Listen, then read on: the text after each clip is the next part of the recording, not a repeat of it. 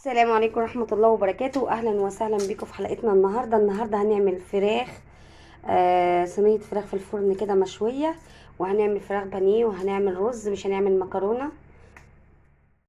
عندنا هنا اهوت جايبين بصل وفلفل أصفر وفلفل أحمر والثوم زي ما انتم شايفين كده. وطبعا انا مش هزر بقى النهارده لان النهارده مشغولة، عندي عزومة كبيرة زي ما انتم شايفين كده. ام محمد عندي وخلاني بمراتاتهم بعيالهم واختي، فالدنيا عندي ملخبطه. المهم انا حطيت هنا اهوت كده 4 بصلات كبار، وحطيت توم، وحطيت فلفل اصفر وفلفل احمر وطماطمايه لسه عايزة كبيره توم؟ وطماطمايه صغيره بس كفايه. فاهم. وهحط شويه بهارات، وهحط شويه آه شويه بهارات فراخ، وهحط شويه ملح وشويه فلفل اسمر بس. تمام. وهضرب البصل كده مع الثوم.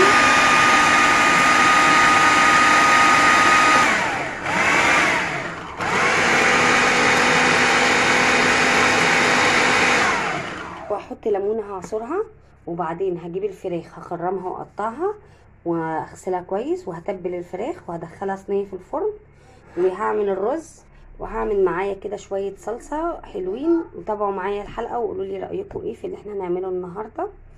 اتمنى تكون حلقه الكيكه بتاعت ام محمد عجبتكم، ونستنوا معانا الحلويات كلها ان شاء الله ام محمد هتعملها لنا. وقبل اي حاجه ما تنسوناش في اللايكات والمشاركات والتعليق وارائكم في قناه يوميات مغربيه. كده شلت البصل اهو. تمام. حطيت كاري، وحطيت بهارات، وحطيت شويه فلفل اسمر وملح وطماطمايه والبصل والفلفل. تمام. هشيل ده عشان انا ما اتعورش، عشان ده يعني حد جدا. تمام. امسكي كده. وهنا قطعت الطماطم دي هفرش بيها. هجيب بقى الفراخ كده اهي، شايفه؟ هقسم الورك ايوه اهو، يعني الفراخ خرماها. تمام. الجلده دي انا سايباها عشان برافو يا زن. يا زن. لا يا حبيبي لا، ركزي معايا هنا. انا ابني مركب في ظهري. كل الناس بقى بايه بتعمل ايه؟ الفراخ دي مش محشيه في الفرن، تحطها وتحط التتبيله دي من بره بالزبادي واللبن وكده. لا انا مش هعمل كده خالص. انا عايزه اللي ياكل الحاجه يدوق الطعم من جوه ومن بره. بصي ما تخافيش، الجلده مش هتقطع معاكي ولا حاجه. دي بقى الطريقه بتاعتنا احنا، دي الطريقه العربيه للناس العرب، يعني في جميع البلدان بيعملوها. وفي ناس بتعمل كده اللحم نفسه يبقى طعم التتبيله، يعني بيسكبوه كده اللحمه نفسها. ايوه تحطي بس حته يعني معيار صغير باينه معايا في التمره كده اهي ايوه. اهو، يبقى اللحم نفسه متبل اهو.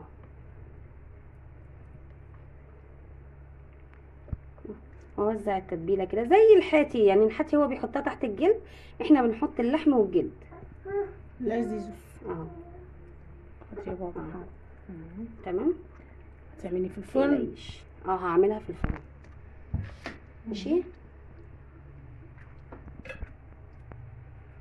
تهدي تعملي نفس المشكل نفس الطريقه. ايوه الكبيره برضو نفسها، انا مخرماها برضو من هنا اهو. اخد الجلده، مش هفتح الجلده بقى الكبيره دي قوي عشان خاطر ايه متقطعش مني، عشان اهو مسكبه، عشان محدش يقول انا مش مسكبه، لا انا مسكبه. اسفه بقى للصوت عشان النهارده احنا يعني في ناس كتير عندنا. وعلى فكره ما كنتش عامله الاكله دي، بس انا اللي طلبوا مني خلاني طلبوا مني الفراخ المشويه اللي انا بعملها دي بتبقى طعمها حلو. بصي اهم حاجه تفتحي كده ثقب صغير كده في اللحم، وتقومي حاشيه ايه اللي ياكل يدوق الطعم، اللحم من جوه متبل في الفرن، ده بيبقى جميل جدا. كنت تعملي زبادي ما عملتيهاش؟ لا لا مش هعملها بزبادي، لا هحط بدل الزبادي صلصه، بتبقى اطعم والذ. زيزو زيزو عايز ينزل يلعب. لا حبيبي خليك في ظهري احسن. لا يا بابا. والله حاسه ان احنا استعجلنا في اليوتيوب ده يا ام محمد، كتير. استعجلنا خصوصا ان احنا عندنا اطفال. اطفال بس هي فكره ضربت في دماغنا حكايه القناه دي والله يعني. القناة دي والله يلا هوب يعني هوب عملناها القناة دي سبحان الله، ولا وبعدين ولا منك دلوقتي تقدري تسيبي القناه ولا منك ولا تقدري كانت تتفرجي على فيها، البال. ده انا وهي لان بنضحكوا، القناه عندنا بنقول لها مفعله. تعالي نعملوا قناة، تعالي كذا، قالت لي اها انا كنت عامله كمان اول. ضحكنا ومشيت. اليوم التاني بتقول لي خلاص يا بصي يا ام اللحمه محمد اهو فتحت اكنك القناة. عامله كباب مشوي، بصي اهو اكنك عامله كباب مشوي. زي ما قالت ام رضوان لما دخلنا في القناة يعني صعب عليها انسحب. يعني الاولاد بصراحة ما بيخلونيش، ولا خصوصا انا زي ما قلت في الاول اولادي انا عندي 2 يعني، واحد عنده سنة 2.5 واحد عنده 1 سنة و3 شهور، صعبين كتير عندي. في ايه يا عزيزة؟ جايين بيلعب اهو. شفتي بقت الفرخه محشيه من هنا ومن هنا، هنا كمان محشيه ومن جوه. انا الاول كنت عامله قناه وقفلتها بسبب رضوان، انتي عارفه قفلتها بسبب رضوان، لاني الدكتوره كانت قايله لي انا بسهر كتير على القناه دي، كنت عاملاها عن التجميل فاهماني. فبالنسبه لي فكره القناه يعني مش جديده، بس انا يعني ايه حبينا نشجع بعض يعني. اليوتيوب بصراحه طلعت بيه بصديقات، مش صديقه واحده، لا ده انا طلعت بالناس معرفه كويسه يعني. الحمد لله. اهم حاجه تثقبي ايه.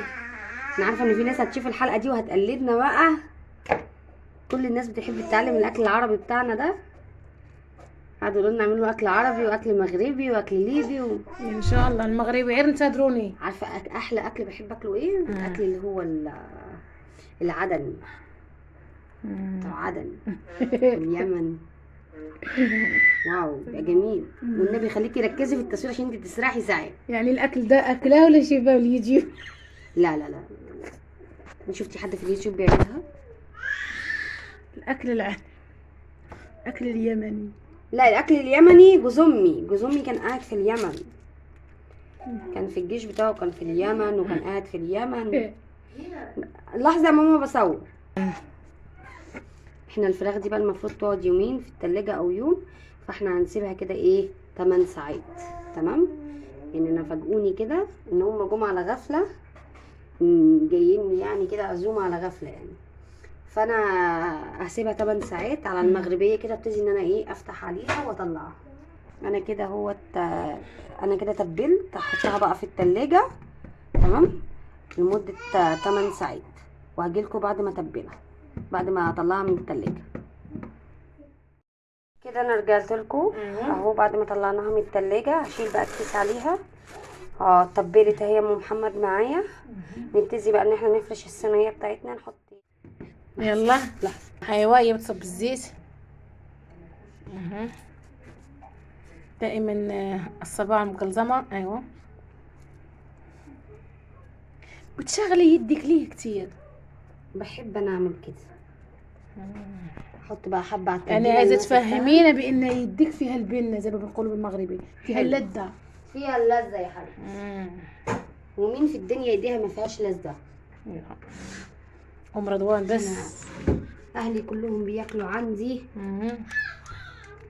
وجوزي بياكل اكلي والدنيا حلوه. حط انا بقى ايه جوزك هياكل غصبا عنه. تمام. بمزح معك. بصي بقى يا ستي، صلي على النبي عليه الصلاه والسلام. يا ذنبي ياكل لي في اجيب المطيشه. ايوه ها مطيشه عشان بس ايه الاخوه المغاربه يعرفوا ان انا برضو عرفت السر. هاي المطيشه. بنفرشوا حتى البصل كله خضر. هي كلها بصل اهي. لو سبر القاتل على المقتول. البصل كنفرشوه. البصل ركزي. مركزه. ايوه شاطره. الصينيه دي هتدخل للفرن تتحمر في الفرن. بتاكل اكل. نجيب بقى الصلصه هنا. شوفي انا بشوف اخواننا المصريين المعظم بيستعملوا الطماطم في اي طبخه. لا الطماطم سريعه. اي لا يعني انتم اصلا تستعملوا الطماطم في الشيء، في كل شيء. الطماطم عندكم يعني بتستعمل تستعملوها الطماطم. كتير. ايوه بتستعملوها، اسمه- حتى الطماطم العادية دي تبشروها وتستعملوها في الشاي. ايوه طماطم دي بقى يا جماعه، اللي ما عندوش زبادي، ما عندوش الكريمه الكلام ده، يدهنها طماطم من بره وجوه كده زي ما انا بعمل. طبعا انا بعمل بسرعه عشان الناس صايمه. تمام. واحنا خلاص كده قربنا على المغرب، فلازم الصينيه تبقى ايه بخيرها كده. وانا طبعا معوداهم ان الحاجه تبقى حلوه.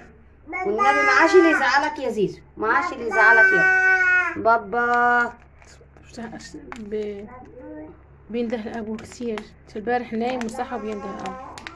خير، اللهم اجعله خير يا ام محمد. بتاع شكلها اصلا يشهي.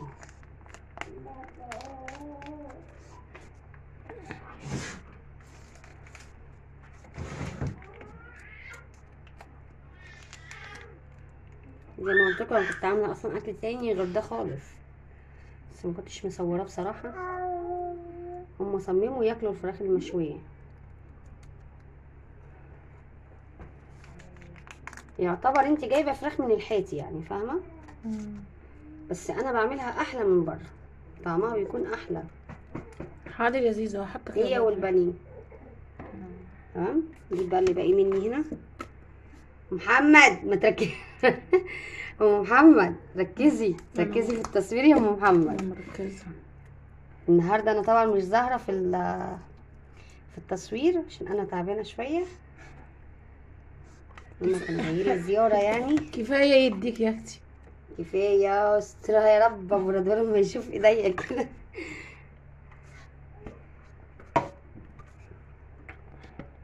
البصل ده بيخلي الطعم حاجه تانية.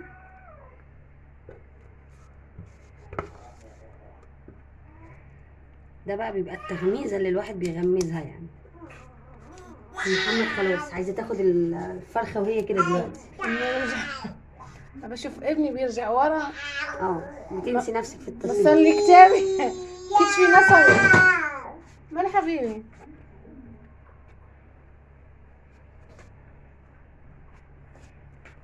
تمام كده انا خلصت شكل الصينيه زي ما انتم شايفين اهو، وحطيت فلفل كده عشان يبقى شكله حلو يعني مع الاكل. هبتدي بقى اخد الصينيه دي وهدخلها الفرن على درجه حراره 180، وبعدين هفتح عليها الشوايه بعد ما تستوي شويه في الفرن. همسح الاول من هنا بالمنديل الاطراف وهدخلها الفرن. عملنا الفراخ في الفرن زي ما انتم شايفين كده اهو مستنياها تستوي. هطلع بقى هنا هعمل رز بشعريه سريعا كده. انا كنت هعمل رزه ورزه بس الموضوع كده مش هينفع معايا، انا هعمل رز بشعريه. كلهم جعانين وخلاص الاذان هيأذن فلازم ياكلوا يعني. طبعا انا هاخد من الزبديه هنا معلقه سمنه، معلقه سمنه كده اهي. هقلب الشعريه. طبعا هم فاجئيني وانا هنا عامله الرز اهو، حاطه عليه معلقه ملح وشويه الفلفل الاسمر اللي احنا بنحطهم كالعاده يعني بيعملوا معايا طعم. طبعا الرز مغسول معايا زي ما انتوا شفتوا، الناس عماله تيجي بجد. يبقى خلاص كده لازم الاكل يجهز. عمال يرفع الجيب يبقى لازم الاكل يجهز في ثواني دلوقتي. خلاص كده الاذان قرب.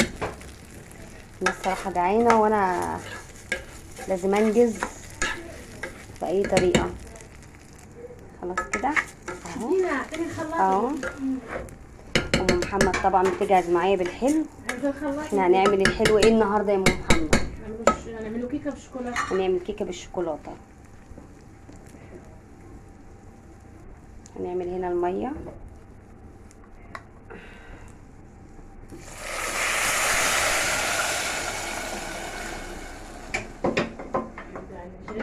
دوبك غطت معايا. نشوف معانا كده الرز خلاص كده استوى معايا. هفتح عليه. بسم الله بسم الله. فكرتكيش بحاجه بس شوفي يا ام محمد. حلو ما شاء الله. لا لا لا، انت تحبي انت الفلفله اللي بتبقى على الوش دي. كل شيء الفلفله. يلا يا فلفله اديني الفرن. ايوه ثواني يا ام محمد، ثواني عشان اوريهم برضو الفراخ في الفرن. ها هتاخد بقى الوش بتاعها، هي كده استوت. فراخ ام رضوان مشويه ولا احسن حياتي، بس هتاخد وش لسه. هي كده معايا استوت اهي، احمرت. هنعملها بقى على الشوايه وهرجع لكم. في الخطوه الثالثه الفراخ. طبعا الدنيا عندي هنا متلخبطه خالص النهارده، العزومه عايزه الحق انجز. والله يعني الناس اللي بتيجي على غفله دي.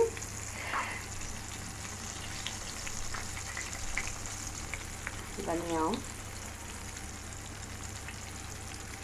ام محمد كنتي حاطه ام محمد. كنتي حاطه ثلاثه الشوكولاته دي؟ لا مجمده. الجو ساقع طبيعي. ام محمد معايا بتنجز معايا، مش حاجه عايزه تنجز معايا النهارده خالص يا جماعه. انا صفيت على البوتاجاز. شوفوا بقى كده خلاص الفراخ استوت معايا. على فكره يا جماعه الفراخ دي انا مش حاطه فيها فيجيتار ولا حاجه، بدقيق عادي. يبقى انا كده عملت فراخ مشويه في الفرن، وعملت رز، وعملت فراخ بانيه، شويه سلطه بقى حلوين كده. ام محمد بقى بتعمل لنا الحلو، وادي العزومه معايا بالهنا والشفا. الفراخ دي على فكره يعني اللي موجود بقى انا عملته، يعني من غير بقى ايه ما اكلف نفسي اكتر من كده. يعني الدنيا عندي هايصه بره، وخلاص الاذان المغرب هيأذن والناس صايمه، فانا بحاول انجز على قد ما اقدر يعني. ايوه ام محمد عماله تقول لي انجزي الفجر هيجي علينا. اتلسعت. عادي عادي عادي، الست الحره هي اللي بتلسع. الشر هي اللي بتلسع. والله اتلسعت والله. زيزو سيبيه يعني هنخلص عيالنا يعني عشان تشوف يعني. والله اتلسعت. اللسعة مش عادية بقى، يعني انا عندي السكر واللسعة عندي مش عادية. مش عارفه تكفيني دي ولا لا. وريني كده وريني. هوبا حلوه اللحظة دي من الفراخ للنوتيلا. مش عارفه تكفيني ولا لا. عندنا بقى الفراخ، وعندنا هنا هوبا لالا الفراخ والكيكه، ومش هعرف افتح اكتر من كده، مش عارفه واضحه بقى ولا لا. هوبا لالا الفراخ بتعمل معانا نوتيلا. عايزه اقول لكم ان احنا عيله حبوبه جدا يعني، ممكن نطب على بعض في اي وقت كده. اللي موجود بقى، عندك فراخ، عندك لحمه، عندك رقاق، عندك فول، عندك شويه بطاطس ببيضه، اي حاجه يعني اللي تطبي عليها في اي وقت، مش لازم يعني ما نقولش ان احنا جايين، فاهمه. انا بصراحه كنت عامله صينيه رقاق ولحمه مسلوقه، قالوا لي لا احنا عايزين ناكل فراخ مشويه من اللي عندك. طلعت الوركين اللي عندي على شويه البانيه اللي انتوا شايفينهم الحلوين دول، وتمام كده. يعني مش هقول لكم بقى بنعمل حاجات كتيره بنعملها لما اكون مثلا في يعني ميعاد وكده، فعادي. فاحنا بنحب نعمل مقالب في بعض، نطب على بعض غفله اللي موجود. والله لقمه هنيه بتكفي 100 ومليون والف كمان. حاضر يا بابا. لا تنسوا الاعجاب بالفيديو والاشتراك في القناة تشجيعا لنا لنستمر بنشر المزيد إن شاء الله.